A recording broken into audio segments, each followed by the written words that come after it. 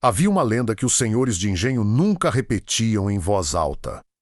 Não porque duvidassem dela, mas porque acreditavam demais. Diziam que numa noite sem lua, em algum lugar entre a mata fechada do Nordeste e o céu carregado de agosto, 200 homens, mulheres e crianças simplesmente desapareceram de uma fazenda. Não fugiram em pânico, não correram em debandada, não deixaram rastros de sangue nem de luta, apenas sumiram como se a terra os tivesse engolido e devolvido ao lugar de onde nunca deveriam ter sido arrancados. Os livros não registraram este dia. Os documentos da coroa portuguesa foram queimados. Os capatazes que sobreviveram nunca mais falaram. Mas a terra lembrava. A mata lembrava. E os descendentes daqueles 200, espalhados por gerações, por quilombos, por cidades, por silêncios, carregavam no sangue uma memória que nenhum chicote conseguiu apagar. Esta é a história desse dia. E ela começa, como todas as histórias verdadeiras, muito antes do dia em si. Começa com um nome sussurrado entre correntes. Zumbi! A Fazenda Santa Cruz do Esquecimento. O barão Estevão Monteiro de Lacerda havia construído sua fazenda como se construísse um mausoléu para os vivos. 40 anos de trabalho forçado ergueram aquelas paredes de taipa e pedra. 40 anos de sangue fertilizaram aquela terra, vermelha que produzia cana como se o solo tivesse feito um pacto com o diabo. A casa grande ficava no alto de uma colina suave, cercada de mangueiras antigas cujas raízes tinham crescido tanto que rachavam as pedras do pátio, do alpendre. Estevão podia ver tudo, os canaviais que se estendiam até o horizonte, as senzalas enfileiradas abaixo do terreiro, o caminho de terra que levava até a estrada real. Ele via tudo e acreditava que controlar a visão era controlar o mundo. Estevão tinha 53 anos e a pele curtida de um homem que passara décadas ao sol, mas nunca trabalhando sob ele. Seus olhos eram de uma cor indefinida, menos nem castanhos nem verdes, como se a crueldade tivesse desbotado qualquer tonalidade que neles houvesse existido. Usava sempre uma faca na cintura, não por necessidade, mas por mensagem, para que todos soubessem que a violência estava a um gesto de distância. Ele havia herdado a fazenda do pai, que a herdara do avô, que a construíra sobre ossos que ninguém contou. 312 almas. Era assim que Estevão contava seus escravizados almas, como se a palavra contivesse uma concessão espiritual que ele, na verdade, nunca estava disposto a fazer. 312 almas, e ele sabia o nome de talvez 20 delas. Os outros eram números, funções, ferramentas que respiravam. Mas havia um nome que ele conhecia, um nome que ele havia proibido de ser pronunciado dentro das suas terras. Um nome que mesmo assim ecoava menos baixo, quase inaudível, passado de boca em boca nas madrugadas, gravado com unhas na madeira das senzalas, soprado como uma prece nos ouvidos das crianças antes de dormirem. Zumbi! Naquele agosto de 1693, a seca havia chegado mais cedo. A terra rachava em padrões que os mais velhos reconheciam, não como fenômeno climático, mas como sinal. A cana crescia torta. As mulas morriam sem motivo aparente.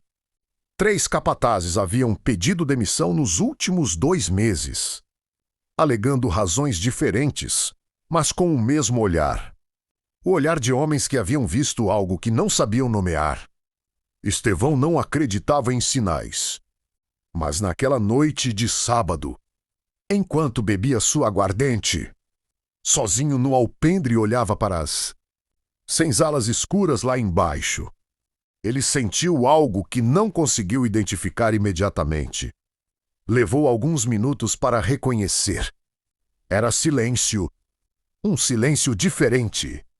Nas noites normais, mesmo a esta hora, havia sempre algum som vindo das senzalas. Uma criança chorando. Uma tosse, o rangido de madeira. O farfalhar de palha. Sons de corpos que sofriam mais persistiam. Aquela noite estava quieta demais. Ele não se levantou para verificar. Devia ter verificado. O homem que a mata enviou. 3 semanas antes daquela noite. Um homem havia chegado à fazenda Santa Cruz do Esquecimento. Chegou sozinho pela estrada de terra. No meio da tarde. Caminhando com a cadência de quem não tem pressa porque sabe exatamente aonde vai. Usava roupa simples, um pano amarrado na cintura. Os pés descalços endurecidos como couro. O torso marcado por cicatrizes que contavam uma história que a boca não precisava narrar. O capataz Benedito, um mulato de Maedá que havia comprado sua própria liberdade, a preço de trair outros, parou o homem na entrada da fazenda. Quem é você? O que quer aqui? O homem olhou para Benedito com uma calma que era, em si mesma, uma forma de poder. Vim trabalhar, disse ele. Voz baixa, grave, o tipo de voz que não precisava de volume para ser ouvida. De onde você vem? Uma pausa. Do norte. Benedito olhou para o homem por um longo tempo. Havia algo nele que caçava desconforto, não ameaça direta. Não agressividade, mas uma espécie de presença compacta. Como se ele ocupasse mais espaço do que seu corpo fisicamente tomava. Tem papel? Carta de alforria. Documento de seu senhor. O homem tirou do pano amarrado à cintura um documento dobrado. Benedito o examinou, ou fingiu examinar, pois era pouco letrado. Os sinais pareciam corretos. O nome escrito era Tomás. Ninguém na fazenda se chamaria Tomás por muito tempo.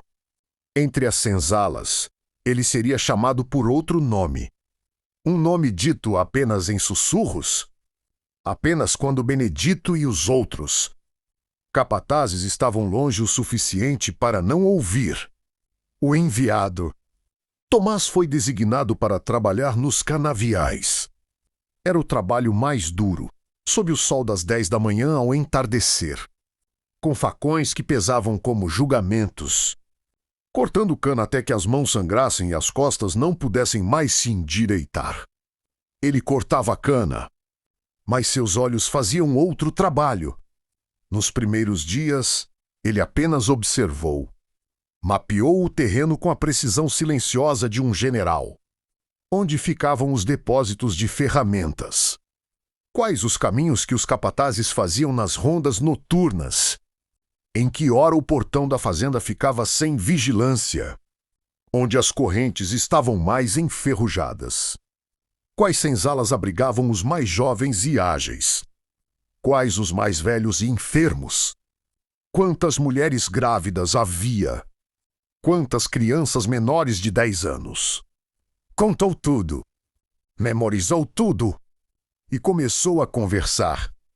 Não de uma só vez menos, isso seria imprudente. Mas aos poucos, com a paciência de quem entende que a liberdade não se conquista em um grito, mas em 1000 sussurros acumulados. Primeiro foi Inaê. Inaê é a memória que não morre. Inaê tinha 37 anos e parecia ter 60. Não nos ossos. Seu corpo era ainda forte, ainda resistente. Mas nos olhos. Seus olhos carregavam décadas de coisas que não deveriam ter sido vistas. E essa acumulação havia depositado neles uma espécie de peso permanente, como sedimento no fundo de um rio que parou de correr. Ela havia nascido naquela fazenda. Sua mãe havia nascido naquela fazenda. Sua avó havia chegado naquele barco. Aquele barco que ela nunca vira mais que conhecia, como se o tivesse atravessado. porque sua avó havia descrito cada tábua podre, cada grilhão, cada morte, com uma fidelidade que era, ela mesma, uma forma de resistência. Você precisa saber de onde veio, dizia a avó, para saber aonde pode voltar. A avó havia morrido há 20 anos. A mãe havia morrido há 12. Inaê havia sobrevivido.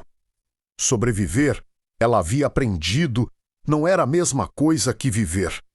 Era algo diferente, menos, mais escuro, mais silencioso, mais caro. Sobreviver significava engolir humilhações que rasgavam por dentro sem mostrar o sangue. Significava olhar para o chão quando os olhos queriam olhar para frente. Significava guardar a raiva em um lugar tão fundo que nem ela mesma conseguia acessá-la sempre, mas não a havia perdido. Nunca! Na noite em que Tomás se aproximou dela pela primeira vez menos tarde da noite. Nas bordas da senzala das mulheres. Com a voz baixa e o olhar que não pedia. Apenas perguntava menos e Inaê sentiu algo se mover naquele lugar fundo onde a raiva morava. Você sabe quem sou? Disse ele. Não era pergunta. Ela ficou em silêncio por um tempo que poderia ter sido. Desconforto ou poderia ter sido. Avaliação. Depois. Eu sei. E você sabe por que vim. Outro silêncio. Mais curto desta vez. Eu sei. Então preciso saber, os outros confiam em você. Inaê olhou para ele com aqueles olhos que tinham visto demais. Os outros são eu, disse ela. E eu sou eles. Desde antes de você nascer, Tomás estudou seu rosto por um momento. E então, pela primeira vez desde que havia chegado à fazenda, algo próximo de um sorriso atravessou seus lábios. Então vamos trabalhar juntos. Mas naquela semana, algo mudou. O capataz Benedito havia notado algo, não sabia exatamente o quê. A noite antérieure. Na véspera da noite marcada, o barão Estevão fez algo que nunca havia feito antes. Mandou chamar Tomás. Não era comum. Não era o procedimento. Os escravizados eram gerenciados pelos capatazes. E o senhor raramente interagia diretamente com qualquer um deles. Exceto para demonstrações de autoridade em situações específicas. Mas Benedito havia insistido mais uma vez, naquela tarde, e desta vez havia algo na voz do capataz que Estevão não conseguiu dispensar completamente. Tomás foi levado à casa grande e colocado no corredor de fora do escritório do barão. Ficou de pé, esperando, com as mãos relaxadas ao longo do corpo e os olhos levemente baixos. Não em submissão, mas em cálculo. Olhando para o chão de madeira escura, contando as tábuas, medindo distâncias. Estevão abriu a porta e olhou para ele. Por um longo momento, nenhum dos dois falou. Havia algo no silêncio entre eles que era quase articulado. Como se as palavras não fossem necessárias porque a situação real, a situação verdadeira debaixo de todas as superfícies, fosse perfeitamente compreendida por ambos. Como você se chama? Perguntou Estevão. Tomás, senhor. De onde você vem? Do norte, senhor. Do norte. Estevão repetiu as palavras devagar, como se as estivesse pesando. E antes do norte, uma pausa minúscula, imperceptível para a maioria, não para Estevão, que tinha passado décadas aprendendo a ler pausas. Não entendo a pergunta, senhor. Estevão estudou o rosto de Tomás, os olhos, especificamente. Havia algo neles. Não medo, não ódio. Algo mais composto, como pedra que há muito aprendeu a suportar o peso do rio sem se mover. Benedito diz que você é diferente dos outros. Benedito é generoso, senhor. Benedito está com medo de você. Tomás não respondeu. Você sabe por quê? Não, senhor. Estevão ficou em silêncio por um momento. Depois, você já ouviu falar de Zumbi dos Palmares? O nome caiu no corredor como uma pedra em água parada. Tomás não piscou. Ouvi o nome, senhor. Como todo mundo. Todo mundo. Estevão deu um passo em direção a ele. E o que todo mundo diz? Dizem que era um homem corajoso. Senhor, era Zumbi morreu, Tomás, Palmares foi destruída. A rebelião acabou. Estevão disse isso com a precisão de quem havia repetido essas palavras muitas vezes. Para si mesmo, talvez tanto quanto para os outros. Aqueles que ainda acreditam que alguém virá salvá-los estão iludidos. E a ilusão, num escravo, é perigosa. Tomás olhou para o barão com aqueles olhos de pedra de rio. Entendo, senhor. Espero que entenda. Estevão deu um passo para trás. Pode ir. Tomás se virou para sair. Tomás. Ele parou, sem se virar. Você sabe o que fez? Um silêncio que durou 3 respirações. Eu sei, senhor, pausa, e a terra também. Estevão ficou parado no corredor por um longo tempo depois que Tomás saiu. Ele não sabia o que fazer com aquela resposta. E aquela incapacidade, pequena, quase invisível. Mas havia uma qualidade diferente no ar das senzalas. Uma tensão que não era a tensão habitual do medo, mas outra coisa. Mais comprimida, mais direcionada. Ele levou sua suspeita ao barão Estevão. Tem algo acontecendo, senhor. Não sei dizer o que é, mas está acontecendo. Estevão havia ouvido. Benedito com a expressão de quem ouve uma criança relatando um pesadelo. Benedito, eles são escravos. O que exatamente você acha que está acontecendo? Não sei, senhor. Mas o homem que chegou semanas atrás. Tomás? Sim, senhor. Há algo nele que... Você está me dizendo que tem medo de um escravo que trabalha nos canaviais. Benedito engoliu em seco. Não é medo, senhor? É precaução. Estevão olhou para ele com desprezo reservado para os que ele considerava covardes. Cuide melhor das suas rondas, Benedito, e pare de me trazer sonhos. Benedito saiu sem responder. Naquele momento, ninguém percebeu que aquela conversa havia selado um destino. Não o de Tomás, o do barão. Os sinais que a terra enviou. Os sinais começaram pequenos. Uma semana antes da noite. Uma das mulas do engenho foi encontrada morta sem causa aparente, não doente.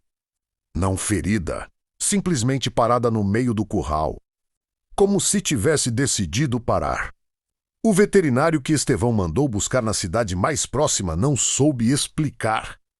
2 dias depois, o filho mais novo de Estevão, um menino de 8 anos chamado Rodrigo Menos, acordou gritando no meio da noite, dizendo que havia sonhado com 200 pessoas, caminhando pela mata em fila silenciosa. Sua babá, uma escravizada chamada Conceição, havia acalmado a criança com uma cantiga. Mas quando o menino perguntou o que significava o sonho, Conceição hesitou por um segundo longo demais, antes de responder que não significava nada. Rodrigo dormiu. Conceição ficou acordada olhando pela janela para a mata fechada no horizonte. No dia seguinte, uma das paredes da casa grande rachou, uma fissura fina que começava no rodapé e subia até quase o teto, como se a própria estrutura estivesse tentando se abrir. Os pedreiros chamados para consertar disseram que o solo havia se movido. Estevão ordenou o conserto imediato e não falou mais no assunto. Mas à noite, no alpendre com sua aguardente, ele olhava para aquela fissura reparada e sentia uma coisa que não conseguia nomear. Havia aprendido, ao longo de 53 anos. a ignorar o que não conseguia nomear. Seria seu erro mais definitivo. Enquanto isso, nas senzalas, o plano tomava forma. Tomás havia sido meticuloso. Cada conversa, cada sussurro, cada olhar carregado de significado. Havia sido planejado com uma precisão que vinha de anos de preparação. Não apenas das semanas naquela fazenda, mas de tudo que havia aprendido, tudo que havia visto. Tudo que Zumbi havia ensinado antes que os caminhos dele se separassem. Porque Tomás não era Zumbi. Tomás era algo diferente. Era o braço estendido, o mensageiro, o precursor. Era o homem enviado antes do evento para preparar o terreno, para mapear, para organizar, para construir a confiança sem a qual nenhuma fuga de 200 pessoas seria possível. Zumbi viria depois. Ou melhor, Zumbi já estava a caminho. E quando chegasse, tudo precisaria estar no lugar. Inaê havia feito seu trabalho com a eficiência silenciosa de quem havia passado décadas, aprendendo a se comunicar sem palavras. Uma pressão na mão aqui, um olhar ali. Uma cantiga cujas palavras tinham 2 significados. Um para os que tinham ouvidos comuns, outro para os que aprenderam a ouvir por baixo das palavras. Dos 312 escravizados da fazenda, 207 estavam dentro do plano. Os outros eram os muito velhos, os muito doentes, os que tinham crianças pequenas demais para a jornada, e os 3 ou 4 que Tomás havia avaliado como incapazes de guardar segredo. Não por fraqueza de caráter, mas por fragilidade emocional, por dor acumulada demais que vazava em momentos imprevisíveis. Esses seriam deixados para trás. Era parte do plano que Inaê carregava mais pesado. Deixar os velhos, ela havia dito a Tomás numa noite. Não era protesto. Era constatação, e dentro dela, uma dor que não tinha fundo. Eles sabem, disse Tomás, os mais velhos sempre sabem. Eles pedem para irmos. Eu sei que pedem, disse Inaê, mas pedem porque não têm escolha. Tomás não respondeu, porque não havia resposta que não fosse verdade e injustiça ao mesmo tempo. Havia coisas que a liberdade custava que nenhum preço deveria cobrir. E ainda assim, a noite antérieure, na véspera da noite marcada, o barão Estevão fez algo que nunca havia feito antes. Mandou chamar Tomás. Não era comum. Não era o procedimento. Os escravizados eram gerenciados pelos capatazes. E o senhor raramente interagia diretamente com qualquer um deles, exceto para demonstrações de autoridade em situações específicas. Mas Benedito havia insistido mais uma vez, naquela tarde, e desta vez havia algo na voz do capataz que Estevão não conseguiu dispensar completamente. Tomás foi levado à casa grande e colocado no corredor de fora do escritório do barão. Ficou de pé, esperando, com as mãos relaxadas ao longo do corpo e os olhos levemente baixos. Não em submissão, mas em cálculo. Olhando para o chão de madeira escura, contando as tábuas, medindo distâncias. Estevão abriu a porta e olhou para ele. Por um longo momento, nenhum dos dois falou. Havia algo no silêncio entre eles que era quase articulado. Como se as palavras não fossem necessárias porque a situação real, a situação verdadeira debaixo de todas as superfícies, fosse perfeitamente compreendida por ambos. Como você se chama? Perguntou Estevão. Tomás, senhor. De onde você vem? Do norte, senhor. Do norte. Estevão repetiu as palavras devagar, como se as estivesse pesando. E antes do norte, uma pausa minúscula, imperceptível para a maioria, não para Estevão, que tinha passado décadas aprendendo a ler pausas, Não entendo a pergunta, Senhor. Estevão estudou o rosto de Tomás, os olhos, especificamente. Havia algo neles.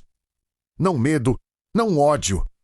Algo mais composto, como pedra que há muito aprendeu a suportar o peso do rio sem se mover.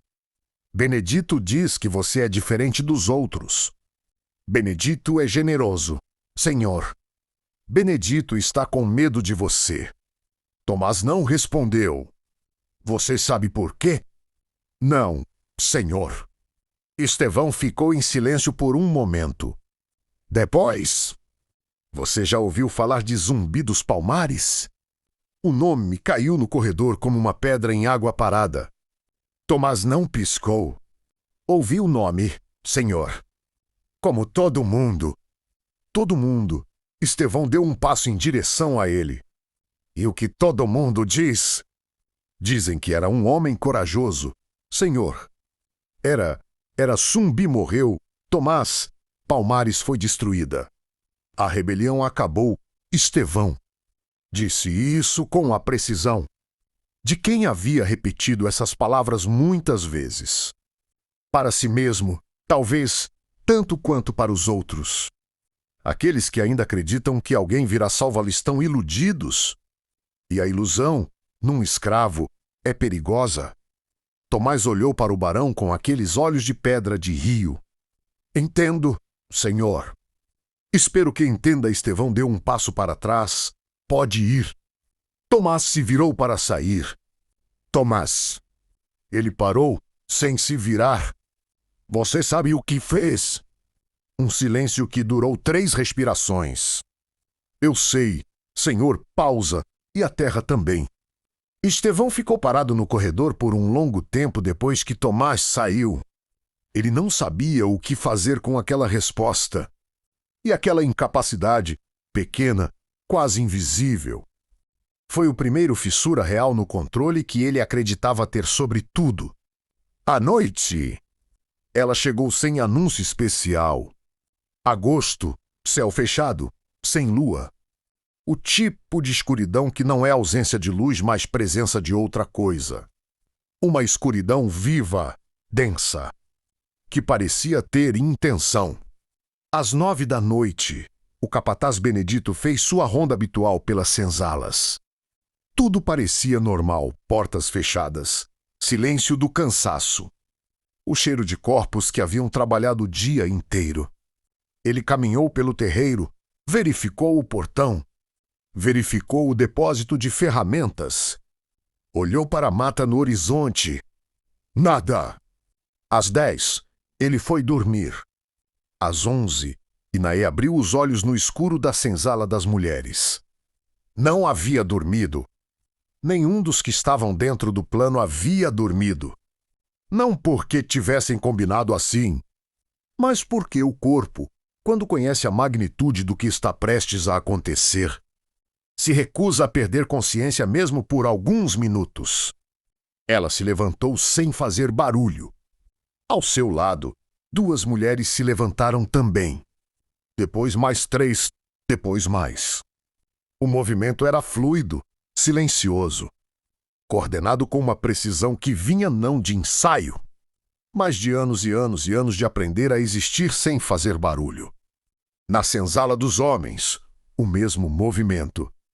Na senzala das crianças, as mães mais jovens colocavam os filhos nas costas com panos amarrados, silenciando os que choravam com um gesto suave mas firme sobre a boca. Não sufocando, apenas pedindo. Agora não. Depois você pode.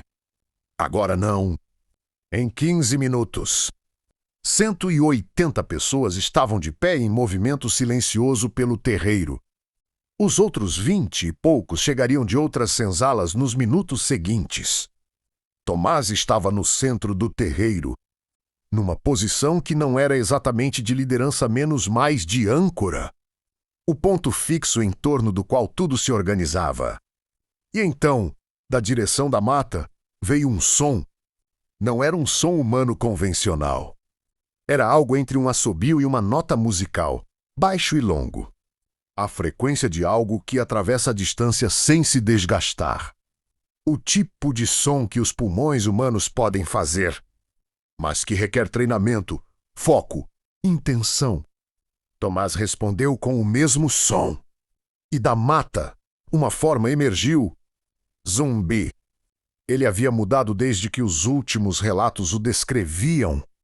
Mais velho, não nos movimentos, mas na face. Linhas profundas ao redor dos olhos. Cabelo que havia crescido e estava preso com um cordão de couro. Cicatrizes novas sobre cicatrizes antigas. Mas havia algo nele que os anos não haviam tocado. Uma qualidade de presença que não dependia de tamanho nem de força física, mas de algo mais difícil de nomear.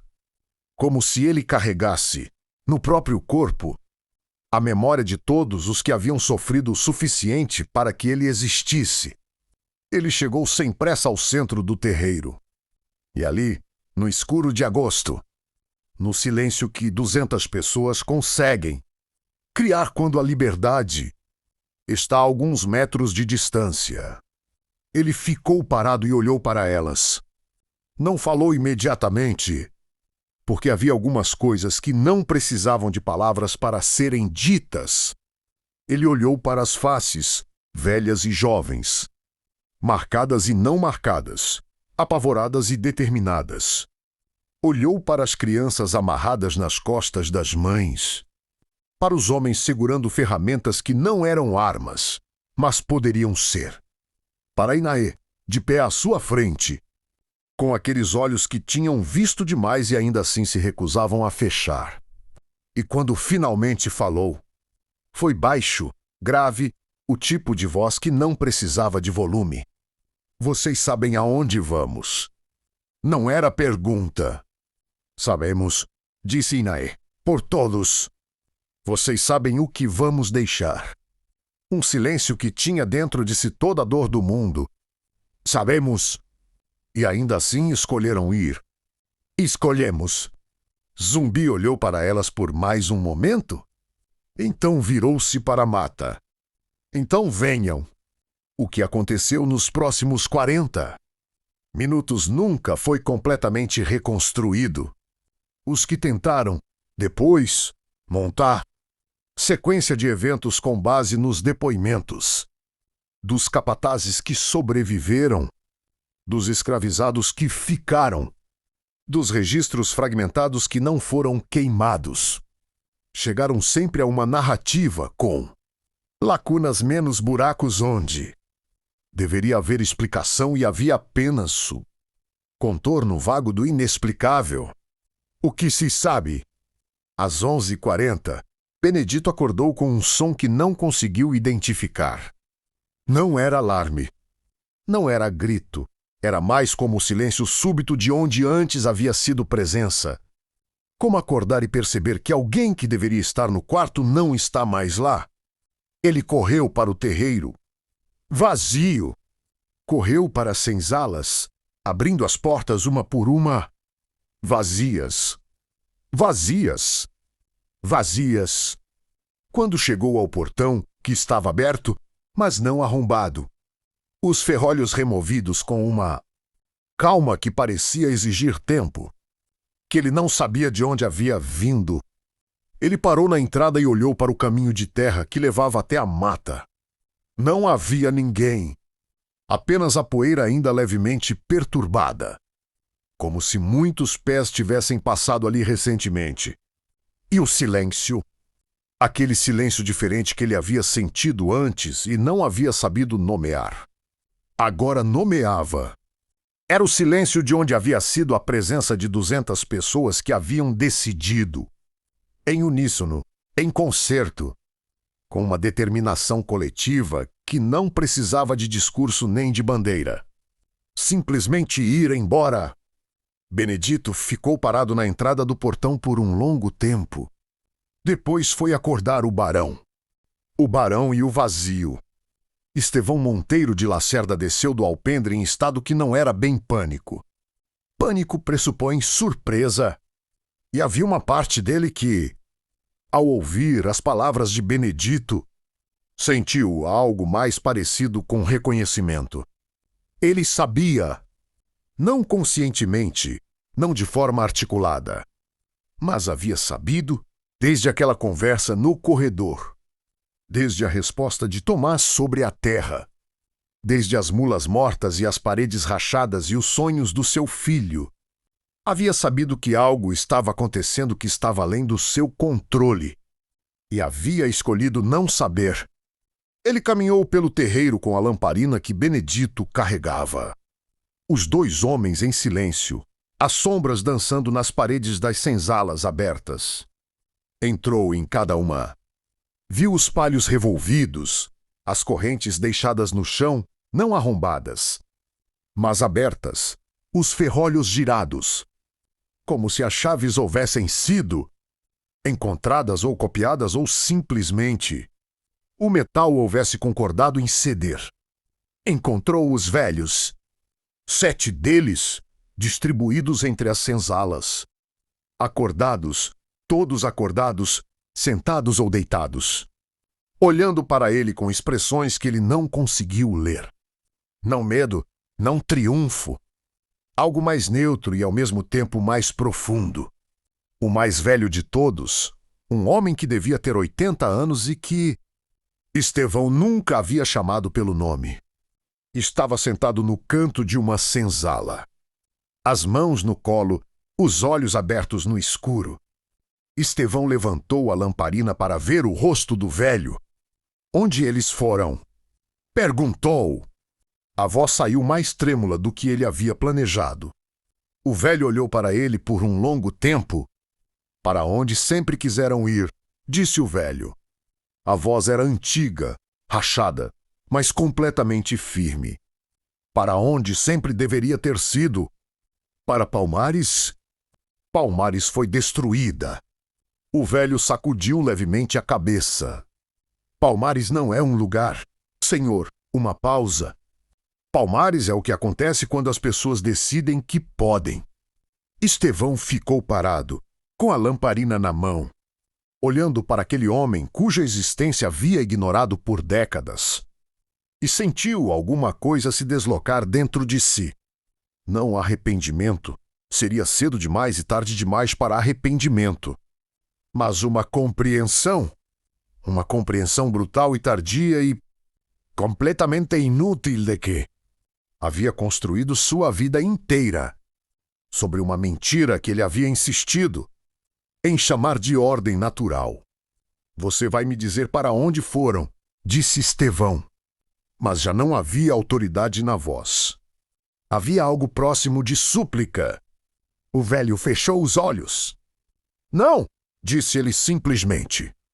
E não disse mais nada. Estevão mandou partidas de busca ao amanhecer. 4 grupos, cada um com capatazes armados e cachorros treinados para rastrear. Eles adentraram a mata em diferentes direções, seguindo os caminhos mais prováveis, os rastros mais visíveis. Os cachorros pararam. Não a uma barreira física, não a um rio ou uma encosta. Pararam no meio da mata aberta, como se algo no ar lhes dissesse que além dali não era terreno seguro. Latiam de volta em direção à fazenda e se recusavam a avançar independente de quantas vezes os homens os açoitavam e empurravam para a frente. Os capatazes voltaram ao anoitecer sem nada. Na manhã seguinte, mais partidas. Mesma coisa. Na terceira manhã, 2 dos capatazes mais experientes disseram a Estevão que não iriam mais na mata. Ele os ameaçou.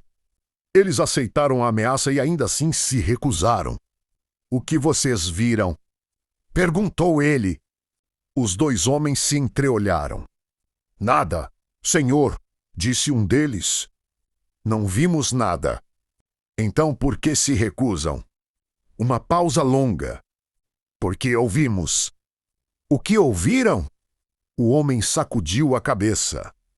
Não sabemos dizer o que era, mas não era coisa desta terra. Estevão os dispensou com fúria. Mas naquela noite, sozinho no alpendre com sua aguardente, Ele não mandou nenhuma outra partida. E quando o silêncio da mata chegou até ele, menos aquele silêncio diferente, carregado, vivo, ele não chamou ninguém. Apenas sentou. E pela primeira vez em sua vida, sentiu o peso de tudo que havia construído. E percebeu que estava construído sobre nada. Sobre vento. Sobre a crença de que podia possuir o que nunca lhe havia pertencido. O que a mata guardou. A mata os guardou. É o que dizem os descendentes daqueles 200, os que sobreviveram à jornada. Os que chegaram até o novo quilombo que Zumbi havia preparado nas serras do interior.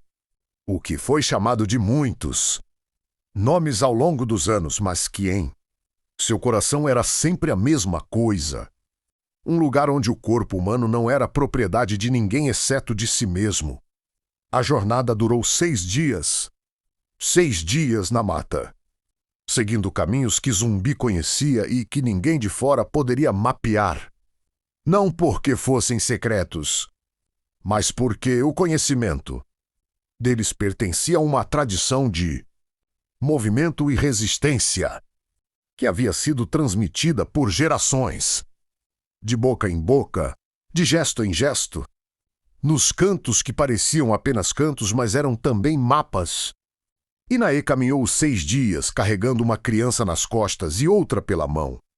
No terceiro dia, um dos homens mais velhos que havia conseguido entrar no grupo, um homem de 60 anos que havia insistido que podia caminhar e havia mentido corajosamente. Sobre suas condições, não conseguiu mais. Sentou-se às margens de um rio e disse que ficaria ali. Inaê parou com ele enquanto os outros continuavam. Venha, disse ela.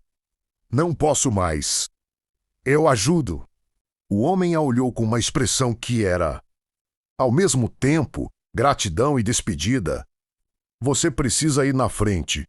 Inaê, você sempre foi na frente. Mesmo quando parecia que estava parada. Ela ficou com ele por 1 hora. Quando continuou, deixou atrás de si um homem sentado às margens de um rio, sorrindo para a água que corria. Ela não olhou para trás, mas nunca esqueceu. No 7º dia, chegaram. As serras surgiam à frente como uma promessa feita pelo próprio horizonte, verdes, íngremes, absolutamente diferentes de tudo que a maioria daquelas pessoas havia visto em toda a sua vida. Porque a maioria havia nascido em fazendas planas, entre canaviais e terra vermelha. E a ideia de montanha era algo abstrato, quase mítico. Quando as crianças viram as serras pela primeira vez, algumas choraram. Não de medo, de algo que não tinham palavras para nomear ainda, mas que os adultos reconheceram imediatamente. Alívio. O alívio de ver um horizonte que não pertencia a ninguém. Zumbi parou no alto de uma elevação e virou-se para olhar o grupo. 203 pessoas que haviam chegado, 4 haviam ficado pelo caminho, por razões diferentes, e a dor de cada uma dessas ausências seria carregada para sempre. Pelos que continuaram, ele não disse nada dramático. Não havia discurso. Não havia proclamação. Apenas olhou para aqueles rostos menos cansados, marcados, mas acordados de um jeito diferente de como acordavam nas senzalas, e disse: Este lugar não tem nome ainda. Vocês vão nomeá-lo. E foi o suficiente. A fazenda depois. A fazenda Santa Cruz do Esquecimento entrou em colapso lento. Sem mão de obra escravizada, a produção de cana caiu para nada. Estevão tentou contratar trabalhadores livres, pagando salários. Uma inversão que lhe causava uma dor física, menos mais a fazenda havia adquirido uma reputação.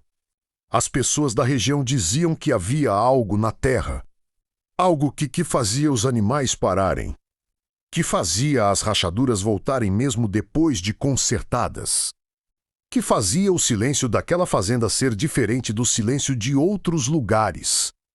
Em 3 anos, a produção havia cessado completamente. Em 5, a Casa Grande estava parcialmente abandonada. Estevão Monteiro de Lacerda morreu 10 anos depois da noite das 200 ausências. Morreu sozinho, na Casa Grande, que havia se tornado um labirinto de cômodos fechados e móveis cobertos, rodeado por uma terra que não produzia mais nada. Disseram que na sua última noite ele ficou acordado até o amanhecer.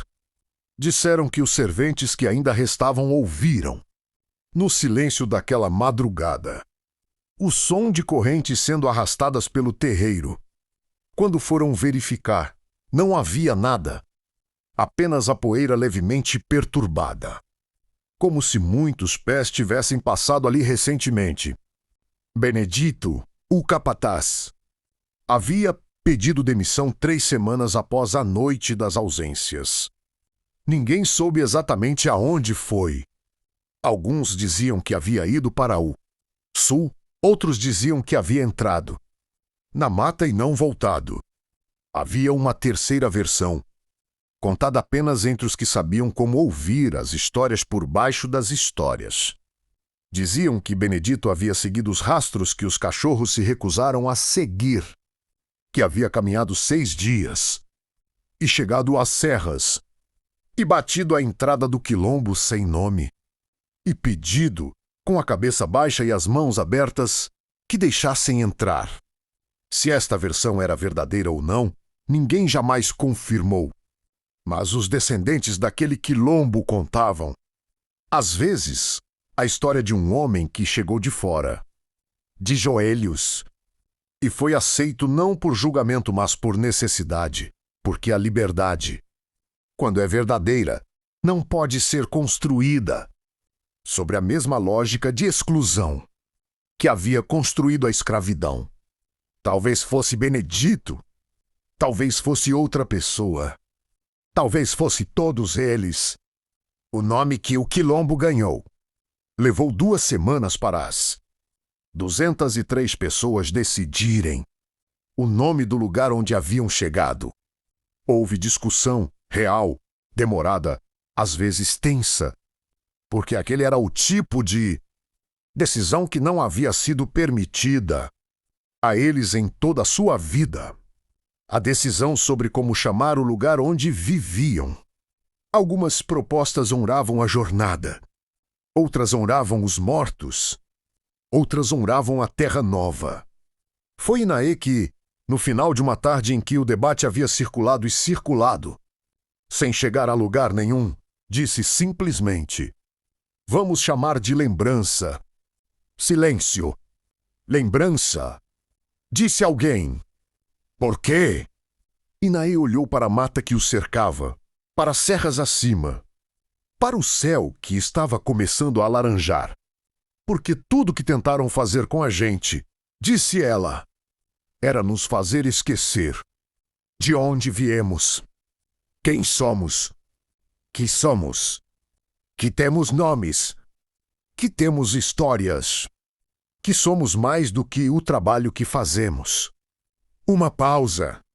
"Então este lugar vai se chamar Lembrança, para que a gente nunca esqueça o que tentaram nos fazer esquecer." Ninguém discutiu depois disso. Zumbi ficou no quilombo por 3 semanas. Depois partiu. Havia outros lugares, outras fazendas, outros planos sendo preparados por outros Tomazes em outros terreiros. Ele era um homem, não uma lenda menos, ou talvez fosse as 2 coisas ao mesmo tempo, que é o que acontece quando as pessoas precisam tanto de esperança que transformam os que a encarnam em algo maior que carne e osso. Na manhã em que partiu, Inaê o encontrou às margens do pequeno córrego que cortava o quilombo. "Você vai voltar?" perguntou ela. Zumbi olhou para ela por um momento. "Eu nunca fui embora", disse ele. "Sou feito de cada pessoa que decidiu ir embora em vez de ficar. Enquanto houver pessoas que decidem isso, eu existo." Inaê olhou partir em direção à mata. Ficou parada às margens do córrego por um longo tempo. Depois voltou para o quilombo. Havia crianças para ensinar. Havia histórias para contar. Havia uma memória para guardar. Epílogo, o que a terra lembra. Hoje, se você for àquela região do Nordeste e souber com quem perguntar, alguém vai te apontar para um lugar nas serras. Não há placa. Não há monumento oficial. Não há reconhecimento histórico que tenha chegado até lá com a velocidade que merecia. Mas há pessoas, descendentes daqueles 203 que chegaram nas serras num dia de agosto, com os pés marcados e os olhos abertos, e decidiram nomear o lugar de lembrança. Eles guardam a história, não nos livros, embora alguns tenham sido escritos, com dificuldade, com resistência, com a burocracia que sempre encontra formas de atrasar o reconhecimento daquilo que, inconvenientemente, lembra o que foi feito. Guardam nos corpos, nas cantigas, nos gestos, na forma como as crianças são ensinadas a ouvir o que está por baixo das palavras, a ler os sinais que a terra envia, a guardar segredos que podem salvar vidas. Guardam no nome lembrança. E se você perguntar ao mais velho do lugar, um homem de 92 anos que diz ser descendente direto de Inaê, que tem os mesmos olhos, daqueles retratos de família que nunca foram pintados, mas que existem na memória, transmitida de geração em geração. Se você perguntar a ele o que aconteceu naquela noite de agosto de 1693, na fazenda Santa Cruz do Esquecimento, quando 200 pessoas simplesmente desapareceram da visão dos seus captores e marcharam para dentro da mata que os acolheu, ele vai sorrir. Um sorriso que tem dentro de si todas as gerações que vieram antes. E vai dizer: eles foram embora. Foi só isso. Decidiram ir embora. Mas como? Você vai perguntar. Como 200 pessoas simplesmente desapareceram? E ele vai olhar para você com aqueles olhos antigos. Porque 200 pessoas que decidem a mesma coisa ao mesmo tempo, diz ele, são invisíveis para quem só sabe enxergar quando as pessoas estão com medo. Pausa. E eles não estavam com medo. A história não foi escrita apenas pelos vencedores.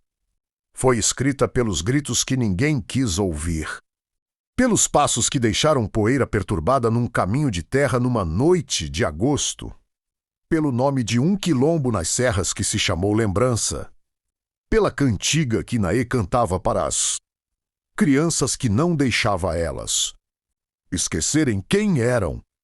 Pela terra que lembrava, que sempre lembrou, que não vai esquecer,